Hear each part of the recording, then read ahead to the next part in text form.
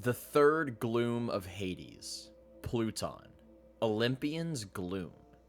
In addition to being named Pluton, it is also called Hades, but is referred to as its Roman name to avoid confusion with the plane itself and the Olympian god that layers here. It can be reached by the base of Mount Olympus, allowing travelers to skip the first two glooms. The major passable barrier from Niflheim to Pluton leads to the Grove of Persephone and the Gates of Hades.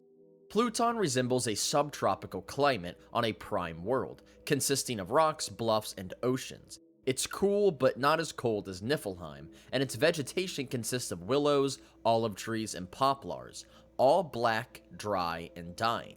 Druids visiting here feel the sadness of the trees as they recognize their lack of love given to them. Some say all the trees are imbued with spirits of petitioners and have an awareness of their fate. Pluton is a realm where no one wants to be, and no one can remember why they came. Now let's discuss the locations within the third gloom. The first and probably the most well-known is Hades, the underworld, the divine realm of Hades, the Olympian god of death. Here, striving is futile, because everything ends in despair. The price of hubris is punishment, but only those who challenge the gods need worry. Where Mount Olympus has its base and passes into the astral lies the realm of Hades. It consists of gray marble walls stretching for thousands of leagues, with massive gates made of bronze, dented by the countless heroes who have tried assaulting his realm or gaining audience with Hades. The walls surround his gray marble palace and the Grove of Persephone, filled with black willows and a single white laurel tree. This laurel allows petitioners to get back their memories and gaze upon their children and grandchildren in the prime, leaving them with something to hope for again or weeping more than ever. The gates are guarded by the three-headed dog Cerberus, whose task is to prevent intruders from entering and keep the inhabitants from leaving. To get by Cerberus is a contest of will. If you want it bad enough, you will go by unscathed. Killing the dog only means Hades will resurrect him.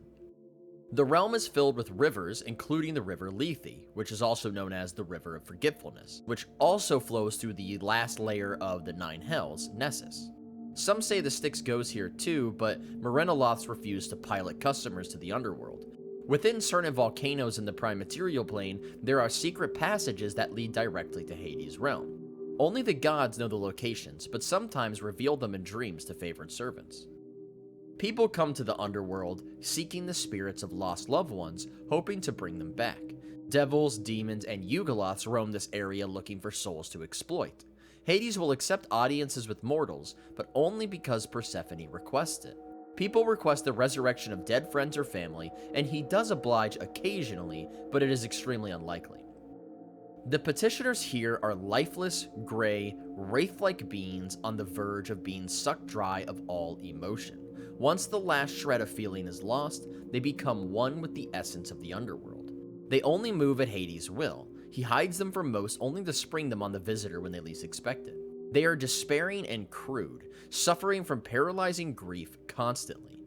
They are able to reflect on what they could have been if they had dared to try something new in life. All punishments suit the crime and are decided by the rest of the pantheon. All wounds and pain occur here with the approval of Hades and are a part of a greater scheme, so any attempt to heal wounds or ease pain is met with his wrath. The first offense results in them sharing the pain the soul is experiencing, taking damage equal to the amount healed. A second transgression causes an avatar of Hades to appear, scorn them, and take an experience level. A third offense leads to instant death and the offender's spirit joining the colorless throngs of the underworld. Next, we have the Hill of Bone. The Hill of Bone is a giant pit filled with the bones of old nightmares that come here to lie down and die of old age. From above, it resembles the shape of an equine skeleton, its legs occasionally moving as if alive, and it stretches taller than a titan. When a nightmare dies here, a wall of mist appears and you can hear the sound of a proud canter. The nightmare salutes the hill, which lets out a deafening welcome back, causing others nearby to save versus spell or go mad. Then the old nightmare collapses and its skin sloughs off immediately. The skulls in the hill have true sight and watch over it, and removing any piece of bone incurs the ire of the entire nightmare race.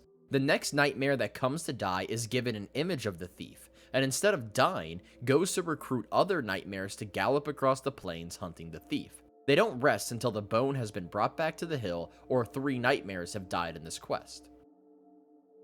Aeaea, the divine realm of Hecate, the Greek goddess of the moon and magic. Aeaea evokes the feeling that the worst has yet to come, a false calm before the storm. This is where the hideous spawn of magic gone awry can rise up from the earth.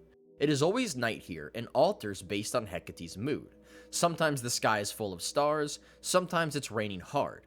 One night might have warm breezes and rains, and on another the sky cracks, thundering down despair and death. When one night ends, the realm goes into complete darkness for an hour before a new night begins. The realm teems with omens and portents. Everything you encounter signifies something. Roads meander going nowhere, small villages spring up and disappear quickly, and groves dot the realm where her most devoted followers perform arcane rites. Petitioners here followed Hecate in the prime. Some are witches and wizards, and others are simple highwaymen, preying on those foolish enough to be abroad in the night. They've all got hearts of blackest evil, and avoid the gray oblivion that influences most on this plane. Hecate doesn't stay in one spot, but wanders the whole realm with her pack of hellhounds, although she maintains a tower on the edge of the realm. This tower is a lighthouse, whose beacon, ignoring the gray of Hades, shines bright yellow throughout the gray land, only to remind the petitioners how badly they are off. She doesn't like it when others travel on what she regards as her night, so she sicks the hounds on unwary travelers, but if they can hold them off for a few rounds, she'll call them back. The Greek goddess of magic doesn't allow restrictions on spellcasting, so all conditions imposed on magic in Hades are lifted in this realm, and all spells work with maximum efficiency. Every time a spell is cast in Aeaea, it pinpoints the user to Hecate. She decides if she wants the spell to have the desired effect, or if it just fizzles depending on her mood. On clear nights, she's gentle, allowing most spells to work. On darker, stormier nights, she has little patience for the gentler or more introspective spells. On these nights, flashy spells and destructive magics are the only ones that will work. In Aeaea, anything relating to magic can be bought for a minor price. The Aeaea of Pluton is her main divine realm, although she actually has a second divine realm, also named Aeaea, in Minneros, the 3rd layer of the 9 hells. Although in 1st edition, she only had 1 layer, and it was in Phlegethos, the 4th layer of the 9 hells.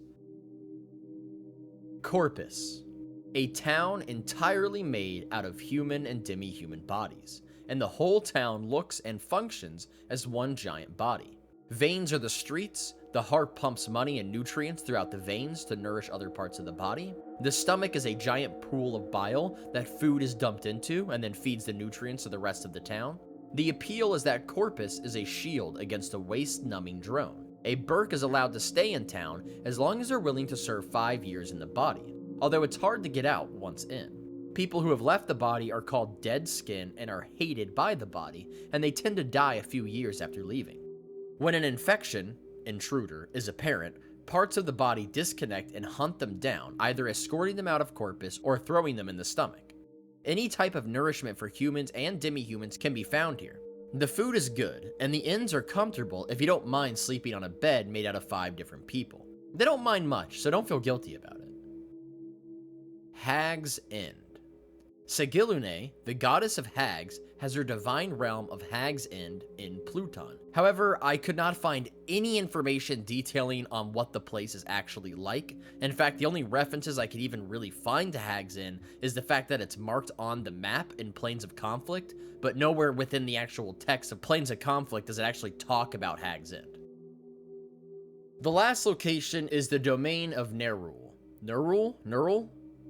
I don't know how to pronounce his name, if anyone can let me know. So, as you might know, as I discussed in my Hades video, Hades as a whole doesn't exist in 4th edition because they use the world axis cosmology. However, Pluton does exist, but it's not a layer within Hades, it's just its own independent astral dominion.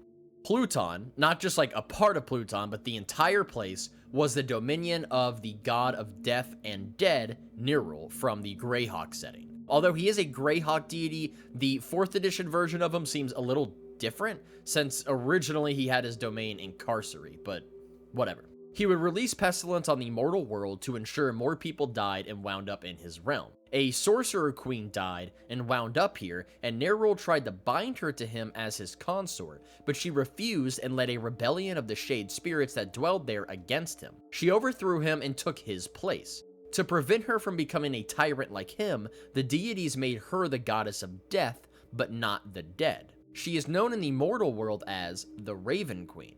Pluton is described similarly to other editions, a domain of dying willows, shriveled olive trees, and black poplars. However, in 4th edition, it is abandoned, since the Raven Queen lives in the Shadowfell, and only inhabited by the spirits who stayed behind after Nerull was overthrown, because they feared to pass into true death. Now, if you're thinking that this story doesn't really make a lot of sense because Pluton had many different divine realms within it, being infinite in size and all, and now in 4th edition it's all controlled by one deity that is supposed to have his divine realm in Carcery, and the other gods aren't even mentioned, that's because you're right, it doesn't really make sense. This is on par with a lot of 4th edition lore. It tends to do this. Now, if you like 4th edition lore, I'm not trying to shit on you, there's plenty of cool stuff in there, and as a standalone setting, I think it works fine. Most of Exandria, Matt Mercer's setting, uses a lot of 4E lore, and I think it's great. I'm a player in an Exandria campaign right now. However, it's when you do what I do, which is try to reconcile it with the lore from every other edition, where it just really stops making any sense at all. But anyway, I had to include it because Pluton is mentioned in 4th edition. It's just, other than the name and the vegetation that exists within it, it's extremely different from any other edition's depiction of Pluton. Anyway, that is Pluton, the 3rd Gloom of Hades. I hope you guys enjoyed this video. Thank you guys so much for watching, and remember to subscribe for more D&D related content.